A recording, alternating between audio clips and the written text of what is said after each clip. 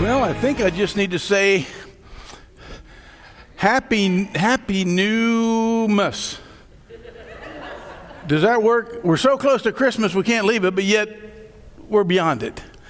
But we're going to talk about that today a little bit. The idea of Christmas, it being over. And I want to ask the question this morning as we begin. I just want to ask the question, how was your Christmas? And it's going to be an interesting conversation to me. This Christmas was pretty good. Even though I celebrated here in Indianapolis and my wife celebrated in Worcester, Ohio. But the reason it was good is, look out the windows. There's not a lick of snow. Yay! But the other thing that was so good about it was,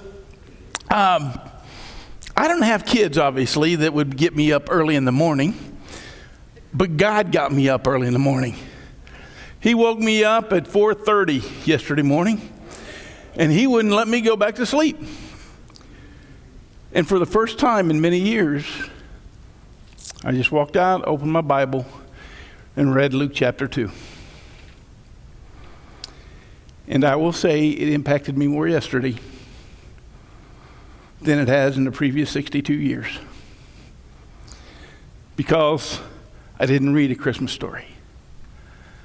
I read a Christmas history. Because it all happened. So how was your Christmas? I was in Myers on Friday afternoon, well, right around noon. And I was standing in line to check out, and there was a guy in front of me that was checking out, and he just looked up at the girl that was checking him out and said, how's your Christmas going? And she looked back with a scowl on her face and said, I'll be so happy when this is over. Folks, when I saw that, it hit me, and I just felt sad. I felt sad for her. But there's something that I thought about after that makes me even more sad. And that is, some of us are saying the same thing. We're happy when it's over. And that just is very sad to me. I'm going to tell you, this year many people celebrated Christmas without celebrating Christ. That's a fact. Perhaps the birth of Jesus was mentioned in a carol, was mentioned in a Christmas song, that type of thing. Or if they watched Charlie Brown Christmas, they got to see Linus quote the Christmas story. But then it's ignored or it's forgotten. Many people this year celebrated Christmas without celebrating Christ.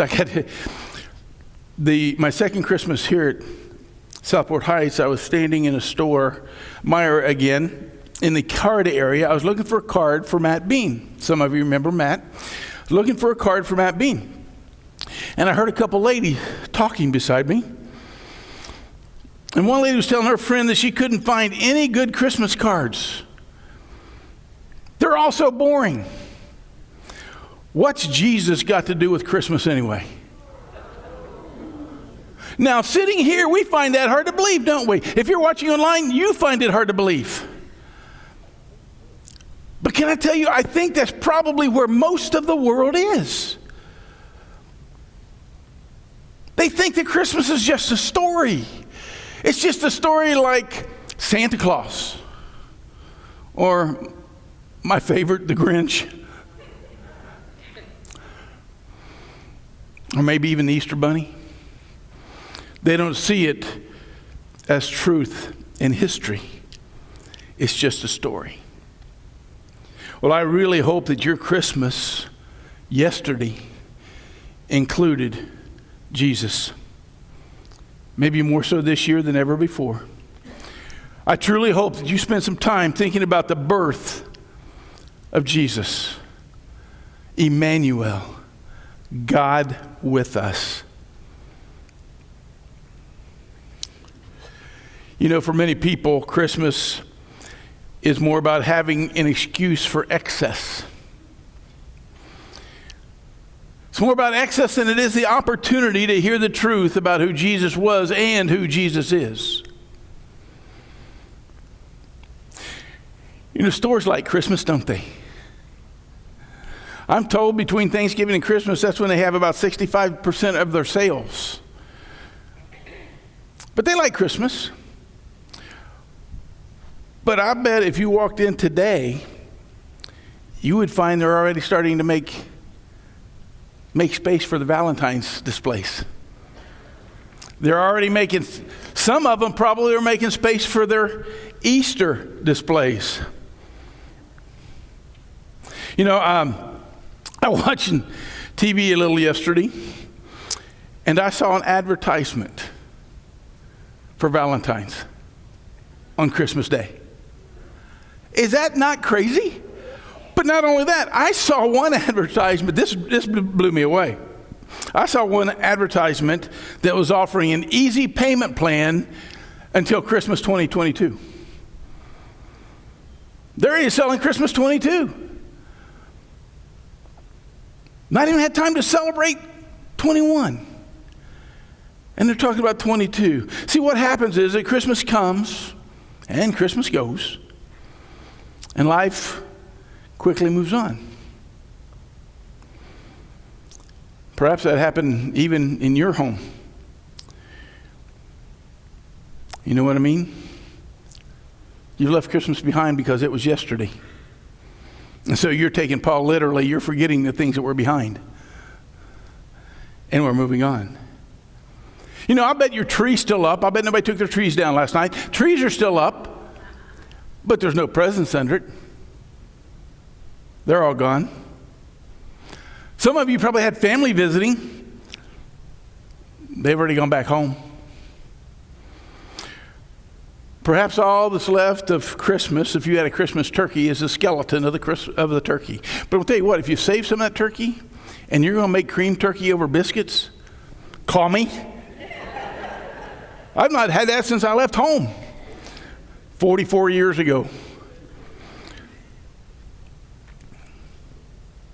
All the preparation, all the excitement, all the expense, and now it's over for another year. How did Christmas 2021 feel to you? Was it all you expected? I got to tell you, mine wasn't anything like I expected. First time in 62 years that I spent Christmas alone. I didn't like it. I grew from it because of what I did with reading in Scripture. So spiritually speaking, it's probably a very good time for me, but I didn't like being alone. I needed somebody around. I wanted my wife to be. This is a Christmas I will never forget. It was 60 degrees and I was alone. That Christmas will stay in my life forever. But we're at December 26th, and you know what that means? Leftovers. Right? Now, I'm not just talking about leftover food, which is always a good thing, but I'm talking about leftovers in general. Because you see, they're part of the holiday too. They're part of the Christmas season. They're part of our celebration. Somehow the leftovers seem to be anticlimactic to the Christmas celebration. Somehow the things like cleaning, losing weight, taking things back, putting things away, they don't seem to fit right in with that Christmas spirit, do they? Somehow these leftovers just don't feel right when we have the glitter and the excitement and the wonder and the awe and the majesty and the beauty of Christmas. But I want to say today that I think the leftovers go hand in hand with Christmas. These leftovers are part and parcel of Christmas as I see it. See, these leftovers have as much to do with Christmas as the event itself. Because Christmas doesn't end on December 25th. Do you believe that? It does not end December 25th. It continues on. It lives on and on. It lives in our memories. It lives in the leftovers. It lives as we see what this Christ child means to us anew.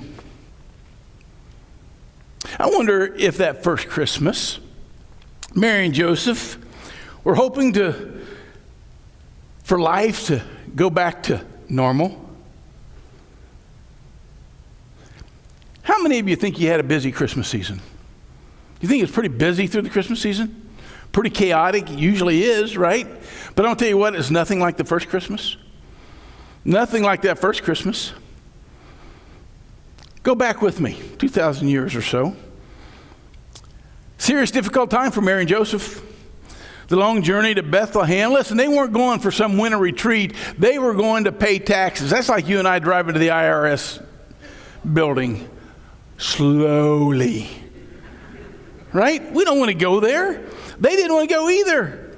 And it was a journey that was not easy at the best of times. But when you're 9 months pregnant and you're in a cart or walking or on a donkey, ladies, I'm going to tell you what, you cannot experience what that was. You cannot imagine what that experience was for Mary as she moved to Jerusalem, or moved to Bethlehem. Then once they arrived in Bethlehem, seemed to be the busiest day of the year because there was no rooms available anywhere. Listen, this was years before the telephone. He couldn't call ahead and get a room. How many of you have ever not called ahead and wish you had? Yeah, we've done that traveling. They didn't have the internet. He couldn't go to what's that? Hotels.com. Right? He couldn't find TripAdvisor. Even if they did have the internet back then and they had this thing called lastminute.com, the only thing they could find was a stable that had straw and animals. That's all they could find.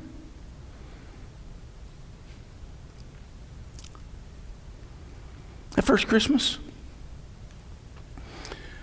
the birth of Jesus, the most important event in all of history, an event that changed the world's relationship with God. Emmanuel, God with us. Then that first Christmas, they had unexpected guests. How many of you like to have unexpected guests? I know how much you don't like to have them because I will not make cold calls on anybody. I'll call your house before I come because I don't trust you. You'll come at the door with a gun. They had unexpected guests. They had the shepherds that showed up. Now, not only did they have unexpected guests, they had stinky, smelly, unexpected guests. The shepherds showed up. Think about that. And listen, the shepherds' day hadn't been normal either. The angels appearing and announcing the birth of Jesus. Hello. Are you ready for that? And they said, no, this can't be. Let's go see what's going on. And so they left and they went to see the baby for themselves. You know, oftentimes we see the little nativity pictures and the wise men are there at the same time, but truth is they probably didn't see Jesus till he's about 2 years old.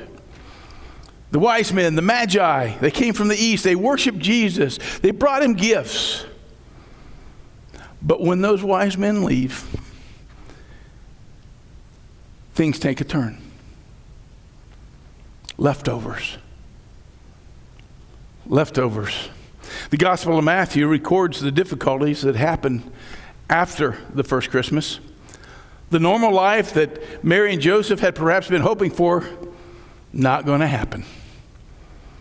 Matthew records the tears and the fears, the pains and the problems. Now listen, it's not a pretty part of the Christmas story. You're not going to find it in a Christmas card. You're not going to hear it sung in a Christmas carol. And I'll be very honest, most of us as churches, we spend weeks before Christmas preaching about the events leading up to the birth of Jesus. We speak about what Mary and Joseph went through prior to his birth. But sermons about what happened after that, we're not real good at. They're very rare. Actually, sermons about Joseph are pretty rare. Think about that for a moment. He's an intimate part of the Christmas story. He is going to be the stepdad to Jesus. He's important. But do you realize that the Bible doesn't record anything that Joseph ever said? I think it's still the same today. Guys don't get to say much because we have people around us who will. I'll be there. Think about that.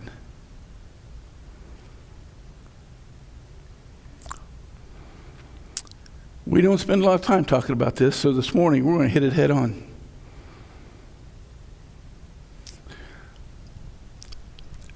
After the first Christmas, life would never be the same for Mary and Joseph. Dr. Luke, who wrote the book of Luke and the book of Acts, is usually very detailed in the things that he writes, especially big events. And folks, I'm going to tell you what, this is the biggest event in history. What does Luke do? He gives us 2 little verses about the 12 years after Christmas. He says this in Luke chapter 2, verses 39 and 40. When Jesus' parents had fulfilled all the requirements of the law of the Lord, they returned home to Nazareth in Galilee. There the child grew up healthy and strong. He was filled with wisdom, and God's favor was on him. There you go. That's 12 years right there. I am so glad that Matthew saw fit to put a little more there for us. In Matthew chapter 2, this is what he says. I love this. After the wise men were gone, an angel of the Lord appeared to Joseph in a dream. Get up, flee to Egypt with the child and his mother, the angel said to him. Stay there till I tell you to return, because Herod is going to search for the child to kill him. Well, that night Joseph left for Egypt with the child and his mother, and Mary his mother. And they stayed there until Herod's death. Thus fulfilled what the Lord had spoken through the prophet. I called my son out of Egypt. Okay, you're marrying Joseph. You got a baby. You got a toddler. You know, and then you got visitors coming. 3 guys show up at your house. When they leave, what are you going to do? Collapse. You chased that toddler all day long. You're tired. You're worn out. So the Magi leave, and Mary and Joseph, they're tired. They go to bed. Joseph has a dream. Now remember, this isn't Joseph's first dream. You see, the angel appeared to Mary and said she's going to have the baby. And then the angel appeared to Joseph and said, you keep Mary. Well, in this dream he has this night, an angel of the Lord tells Joseph to flee to Egypt because Herod's going to try to kill Jesus. Now, folks, I want us to learn some things right here. And the first is this. Joseph was obedient to God. He didn't waste any time. He didn't wait until morning. He said he got up. The angel appeared to him in a dream, and he got up right then and there and took off. He got them packed that night, and they were out the door headed to Egypt. In the middle of the night, God said, get up and go, and he got up and went. He didn't argue with God. He didn't ask God for plan B. He didn't sit and try to figure it all out before he left. He just obeyed. Now, here's the interesting thing sometimes. When you just obey God, then God provides what you need. Where God guides, he provides. He provided for Mary and Joseph in Egypt. He provided for them financially. Now think with me. The wise men showed up. Gold, frankincense, and myrrh, right? They leave just after they get these gifts, and they head over to Egypt. How do you think they survive financially? Our God's a very practical God, folks. They had gold. They had very expensive spices they could sell, but that's how they survived in Egypt. Because they had what they needed from the Magi who came to the house. God provided for them in a very practical way. Now, remember, Herod's furious about all this. When he realized that these men had outwitted him, he was going nuts. And so he had sent soldiers to kill all the boys in and around Bethlehem who were 2 years old and younger. Mary, Joseph, and Jesus left at just the right time. I find this so interesting. this land that had once enslaved God's people, the Israelites, for 400 years, was now the same place that God sent his son to protect him from Herod. I just find that so interesting how God used that. You know, Herod was a mean, vicious person. He was a madman, right? Caesar Augustus was quoted as saying this. I love this. He said, it would be better to be King Herod's pig than his son. Because the pigs were, what do I want to say? They were protected by law. Herod's kids weren't. Right? So that's what happened. Herod, listen, I just say that because I want you to understand that Herod was the sort of person that with no hesitation would order the massacre of children. All the male babies in Bethlehem in the vicinity. Joseph was obedient. He obeyed. God provided. And here's the other thing that we need to catch out of this is God's perfect plan. God's plan is always perfect. Parentheses. Do I always like it? No, I don't always like it. But when I step back, after I've seen his plan work, that 2020 hindsight, I love that. Because then you can see God's perfect plan is there. Do you realize that there is no situation, there is no event that can ever occur that will surprise God? Nothing would surprise God. God does not need to have a plan B. The prophet Hosea wrote that God's son would be called out of Egypt in Hosea 11:1. That book was written 2,500 years before Jesus was even born. God's plan was in place long before the birth of Jesus. And that's what's so neat to see. God's perfect plan. Hey, I think we see God's perfect plan right here. I think we experienced God's perfect plan right here. God knew 4.5 years ago that we needed some guidance here at the church. 4.5 years ago on Father's Day, Ron Reed and Deanna came back to this church. Shortly thereafter, I took his arm and I twisted it, almost broke it to make him an elder. So he's been an elder for some time. God brought him because we needed him. I needed him. 2 years ago, me and God were fighting big time because I'm looking for a worship minister and a family minister. I'm all over the country. I talk to people in Colorado, Chattanooga, Tennessee, Atlanta, Georgia. I talk to people everywhere. God kept saying no. So God and I were having a fight. Who usually wins that fight? Every time. So I go to have coffee with this guy named Derek Daniel. And he says to me, or I told him that we were looking for a worship minister, and he said, would you consider me? Let me tell you my first thought. He's blind. How can he lead worship? That's my first thought. I've shared that with Derek before. But then I saw some of the things that Derek could do. The rest is history. Josiah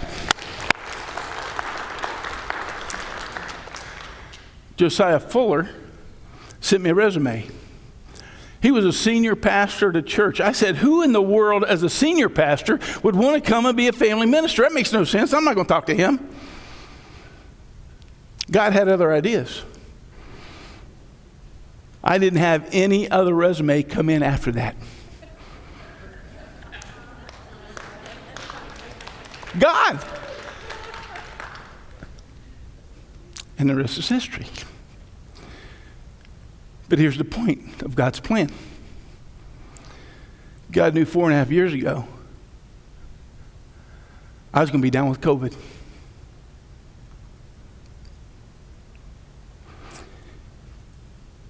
He brought Ron Reed. He brought Derek Daniel. And he brought Josiah. I have no idea what would have happened if they hadn't been here. I can't fathom what it would have been like without that staff and that support and the hearts of ministry that took care of everything while I was down taking a vacation. God's perfect plan, before we knew what was happening, God had it in place. He knew it was going to happen. It's amazing to me when we step back and we look and we can see what God has done, even in our midst today.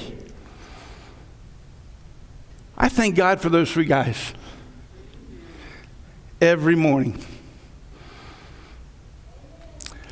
God's plan is perfect. Every time. Here are 3 things I want you to take away from this 3 things I want you to take away from this after Christmas story, the leftovers, right? The best place to be is where God leads you. The best place to be is where God leads you. Think about it. The wise men followed the star. What did they find? They find the Christ child. Okay?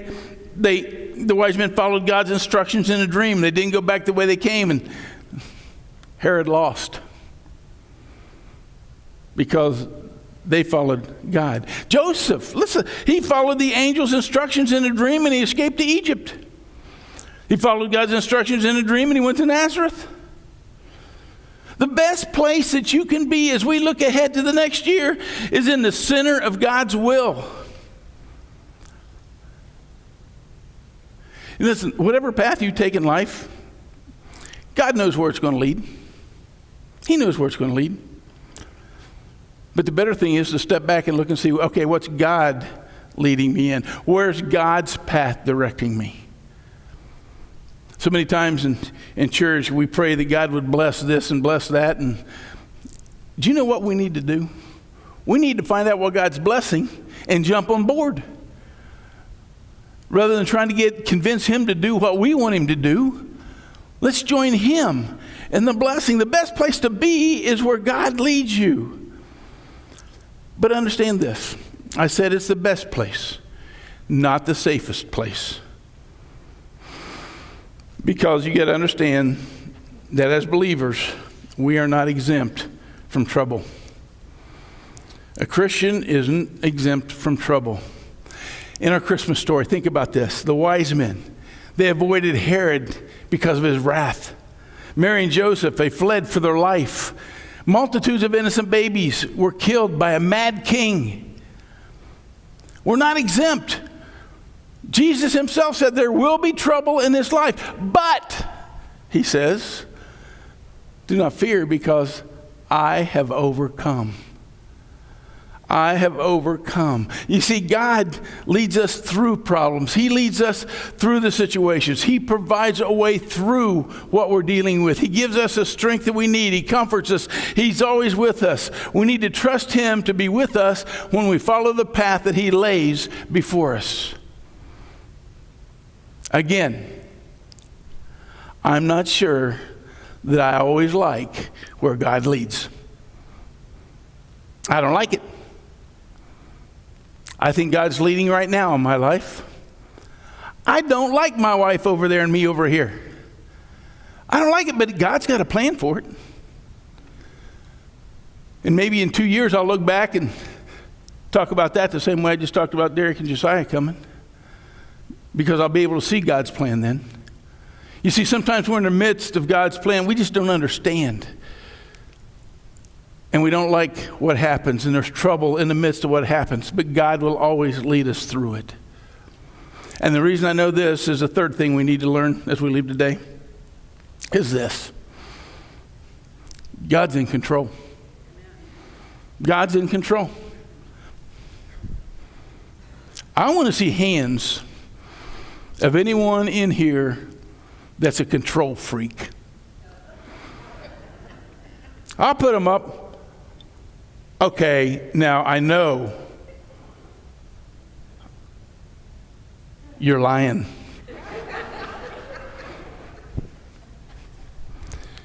Because let's be very honest, every one of us want to control what happens in our life. We want to be the one in charge. We want to be the one that sits on the throne.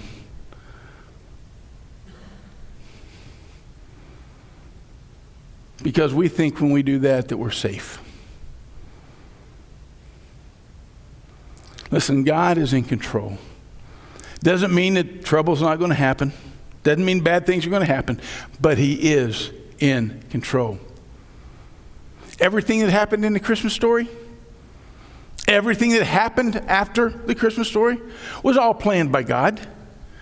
God knew from the beginning in Genesis chapter 1 or chapter 3 and verse 15. Talked about the heel crushing the head. He knew back then that Jesus was going to come in Genesis chapter 3. His plan's been in place all that time. Never had a plan B. Always just a plan A.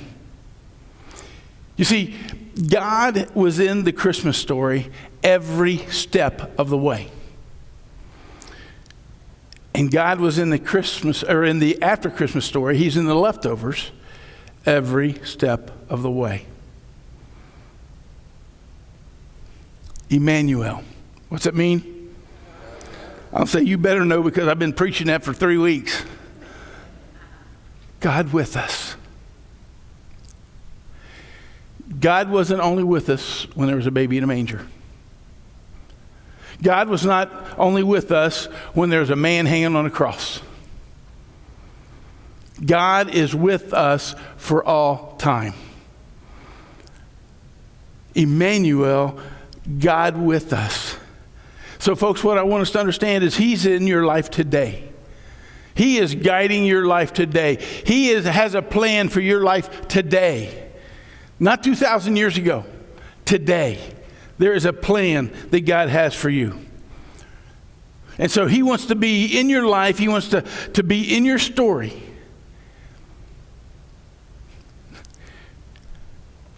Because God is a control freak. And I am so glad He is. Because if it was left up to me, I could really mess up my life. I mess it up enough the way it is. And you're no different. So we leave here today. God is in control of our life now.